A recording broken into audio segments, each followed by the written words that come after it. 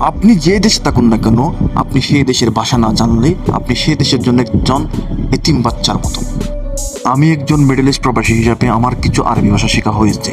সেখান থেকে আপনাদেরকে দুই এক ভাষা শেখাবো, যেগুলো খুবই গুরুত্বপূর্ণ এবং আমাদের প্রতিনিয়ত ব্যবহার করতে হয়। তো চলুন কথা না বাড়িয়ে মূল ভিডিওতে চলে যাই। সিদি বা সৈয়দি এর অর্থ হলো স্যার। দাবেদ, দাবেদ অর্থ হলো অফিসার।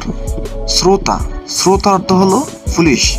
এবি বা ইবগা এর অর্থ হলো চাওয়া বা দরকার। শাই, শাই অর্থ কিছু। শাহি, শাহি অর্থ চা।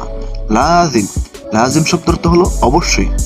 আখির, আকিদ শব্দ অর্থ হলো নিশ্চিত।